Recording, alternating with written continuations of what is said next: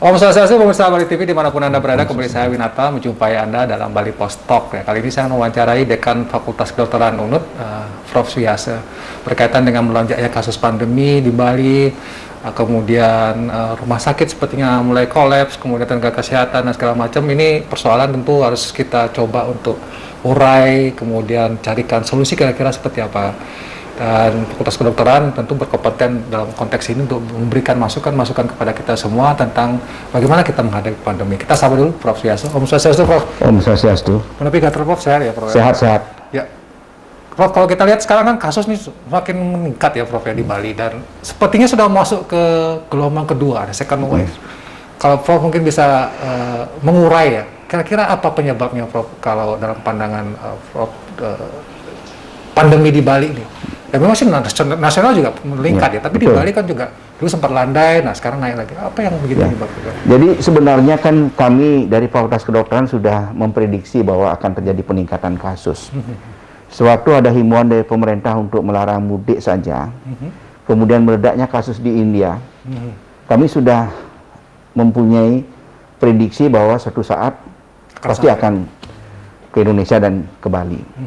Sehingga kira-kira 3 minggu atau 4 minggu yang lalu, kami dari Fakultas Kedokteran bekerja sama dengan pemerintah Provinsi Bali, TNI, Polri, memperkuat PPKM Mikro dengan menerjunkan mahasiswa sebagai duta protokol kesehatan, kemudian duta perubahan perilaku, dan tim tracing.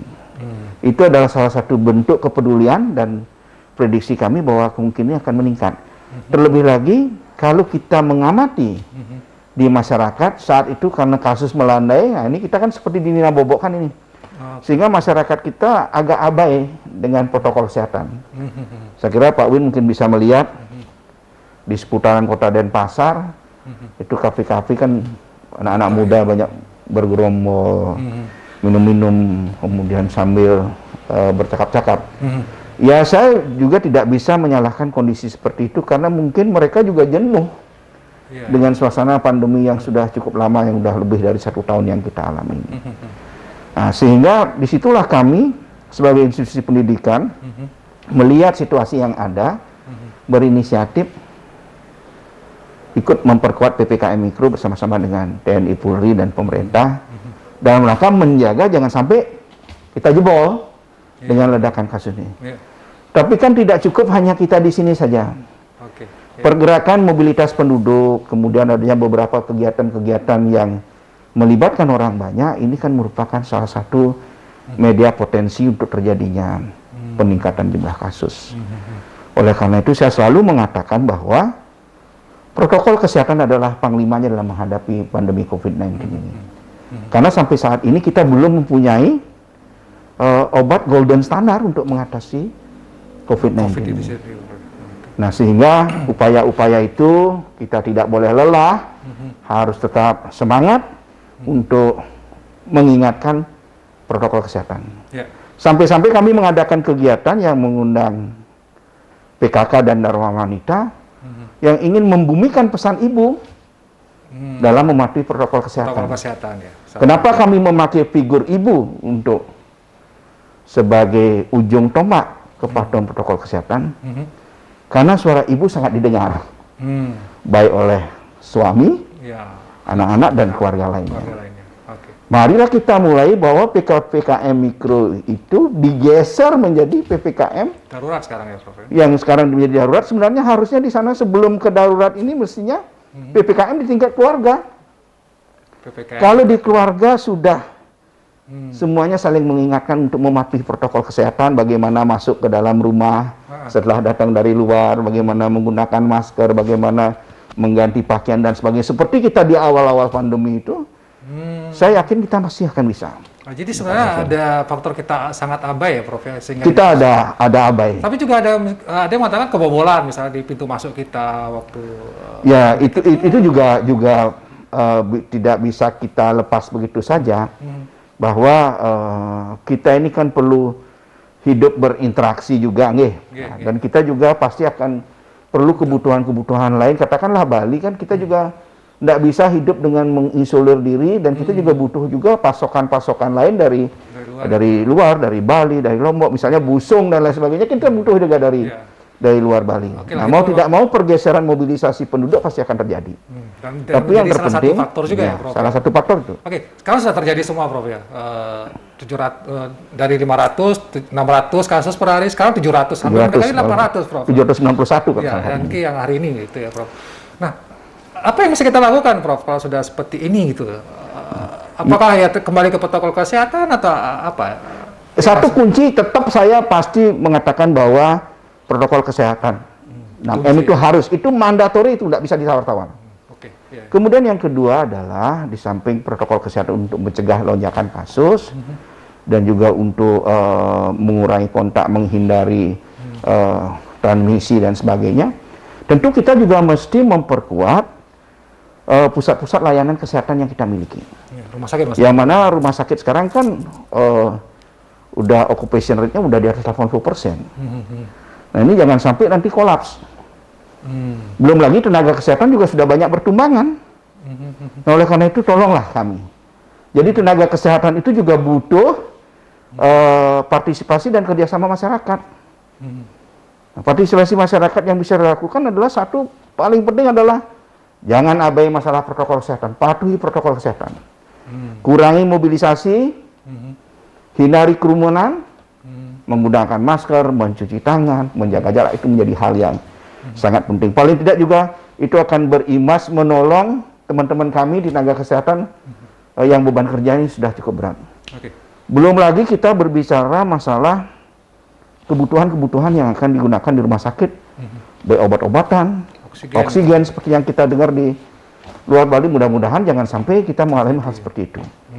Oleh karena itu, yang kita harus komit bahwa ini adalah harus upaya kita bersama. Tidak cukup upayanya pemerintah, tidak cukup upayanya TNI Polri, tidak cukup upayanya tenaga kesehatan.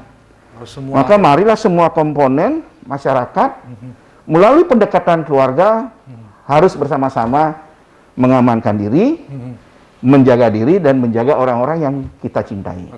Prof, ada yang mengatakan, berita kemarin mengatakan karena di Jawa nih, mudah-mudahan tidak terjadi di Bali. Kalaupun terjadi di Bali juga mengkhawatirkan, selain tadi Prof mengatakan obat-obatan, tenaga, Prof. Nah, Fakultas Kedokteran ini kan juga katakanlah tanda kutip yang memproduksi ya tenaga kesehatan, ya ke dokter juga. Apakah siap misalnya untuk kalau ketika diminta untuk membantu menyediakan pasokan tenaga, Prof? Sampai saat ini kalau tenaga kesehatan yang ada di institusi pendidikan masih siap dan cukup untuk membantu pelayanan. Karena kami memang memiliki di luar dokter spesialis saja, itu residen kita hampir memiliki sekitar 1.200 tenaga. Tentu mereka kami atur regulasinya sedemikian rupa, sehingga kami mempunyai pasokan tenaga SDM yang cukup untuk melayani. Jadi tidak mungkin kami jagakan semua sekaligus. Karena kan ada yang bertumbangan, ada yang perlu istirahat dan sebagainya, sehingga itulah regulasi yang kami atur. Makanya saya katakan bahwa dalam situasi pandemi ini dengan adaptasi kebiasaan baru, maka harus dilakukan redesign dalam pelayanan. Jadi benar-benar harus merubah pola pelayanan yang dulu dengan pola pelayanan sekarang tanpa mengurangi makna dan hasil dari pelayanan itu harus maksimal dan optimal. Memberikan pelayanan yang paripurna, tetapi pengaturan SDM sedemikian rupa karena situasi kita harus juga mempunyai cadangan tenaga. Jangan sampai semuanya habis, kolaps kita. Di samping itu kami kan masih juga mempunyai beberapa lulusan-lulusan dokter yang masih menunggu penempatan internship. Nah, kalau ini misalnya bisa digunakan sebenarnya tenaga-tenaga ini.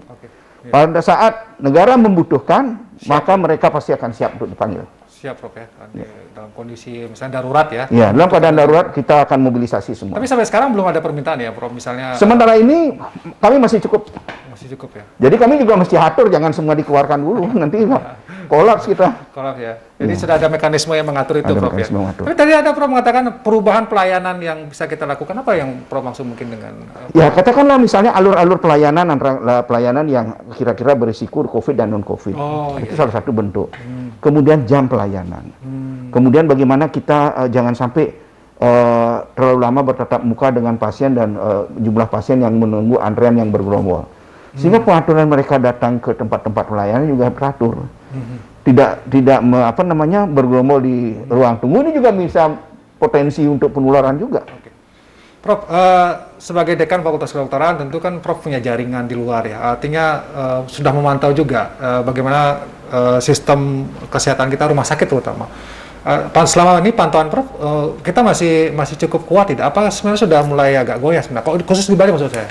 Kalau sekarang saya melihat di bawah Kepala Dinas Kesehatan Provinsi Bali, kita komunikasi sangat bagus antara satu rumah sakit dengan rumah sakit lainnya. Kemudian kekompakan kita bersama-sama dengan pemerintah provinsi, TNI, Polri solid dan sinergis.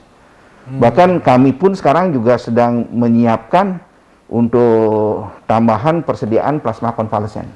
Ya, untuk terapi. Jadi kami sudah mulai melis para penyintas, baik di antara kami yang dokter, adik-adik residen maupun dari teman-teman dari TNI, Polri, masyarakat umum yang penyintas yang pada saat kita membutuhkan terapi plasma konvalesen, kita akan bantu dengan menyiapkan plasma konvalesen. Di samping itu, institusi Fakultas Kedokteran harus juga tanggap dengan situasi, juga mesti harus ikut berkontribusi. Maka saya menggandeng di cabang Denpasar, kita akan membuka layanan telekonseling untuk para isoman. Kenapa? Karena telekonseling itu penting. Kenapa penting? Mereka bisa berkonsultasi buat mereka yang masih bergejala ringan, yang masih bisa isolasi mandiri, mungkin dia ingin mendapatkan informasi tentang COVID, kemudian informasi tentang di mana tempat karantina, di mana mendapatkan obat, atau kalau ada gejala dia harus kemana. Nah, di samping itu juga tidak hanya semata-mata dokter spesialis berbagai bidang ilmu yang kami libatkan di telekonseling ini, nanti akan kita launching bersama-sama dengan di cabang Denpasar, dan saya sudah juga lapor kepada Kepala Dinas Kesehatan Provinsi Bali untuk memperkuat sistem kita di Bali. Kami juga melibatkan psikolog. Jadi bagaimana kita mau semua komponen yang kita miliki di Bali harus bergandengan tangan, sehingga kita bisa menyelesaikan masalah kita dengan baik. Seharusnya bisa, saya yakin. Saya kan selalu katakan kita boleh lelah tapi jangan kalah. Betul. Saya ingat betul itu. Ya, kita tidak boleh kalah. Tetap harus semangat, apapun yang terjadi. Oke.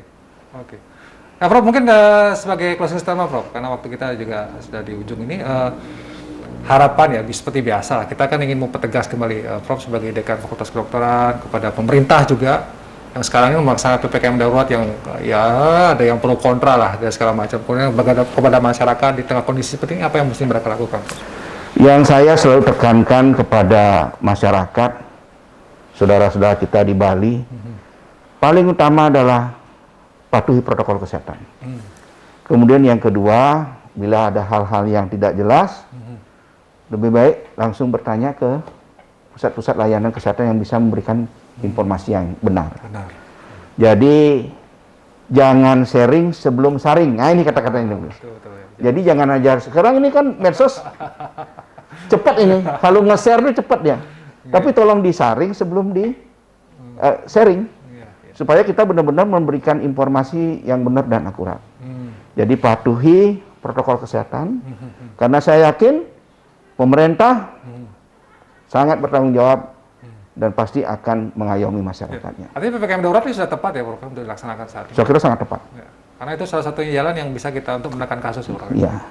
Jangan abai protokol kesehatan. Nah, kalau ini untuk Bali nih, sampunang mau boyo itu aja. Jangan mengatakan jangan mau boyo. Udah, we have no choice. Bahwa ini harus kita hadapi. Ya, kita boleh lelah, tapi tidak boleh kalah. Oke. Baik, terima kasih Prof. Luar biasa kita sudah memberi ada kesiapan-kesiapan yang sudah sedikit tenang lah kita. Artinya memang ternyata juga kerjasama di fasilitas kesehatan yang ada di Bali dengan Dinas Kesehatan, dengan Fakultas Kedokteran, kemudian dengan rumah sakit juga ada komunikasi yang bagus sehingga mudah-mudahan tidak terjadi kolaps ya Prof ya. Semua bisa. Tapi yang kunci sekali adalah bagaimana kita bersama-sama mendukung pemerintah untuk protokol kesehatan ini supaya jangan sampai kasusnya meningkat lagi dan ini cukup akan membahayakan buat kita semua. Tetap sekali lagi protokol kesehatan. Semoga Ada satu lagi Pak Win, Ada satu supaya lagi, silakan, Prof. jangan terlupakan. Oke, silakan. Bahwa vaksinasi itu Oh iya, vaksinasi. bukan menjadi garansi bahwa kita akan Oh. terbebas. Jadi vaksinasi itulah untuk meningkatkan herd immunity untuk kebanyakan bersama. Kalaupun terkena mungkin gejalanya di ringan. Oke. Jadi jangan ada apa namanya Setelah dimutasi 2 kali langsung ya apa kita ya? merasa udah kebal gitu ya. Oke. Jadi tetap protokol kesehatan jauh lebih utama. Baik. Ya, sampai itu jangan sekali-kali menganggap bahwa kalau sudah vaksinasi saya aman, belum tentu. Baik. Terima kasih Ya. Prof sudah diingatkan lagi tentang vaksinasi ini dan kita tentu semua kembali lagi ya mempertegas untuk protokol kesehatan vaksinasi sudah dilakukan 2 kali jangan kita abai. Itu intinya jangan kita abai. Demikian Bali Post Talk kali ini saya ucapkan terima kasih atas perhatian Anda. Saya tutup dengan promo Santi Om Om Santi Om. Terima kasih sampai jumpa.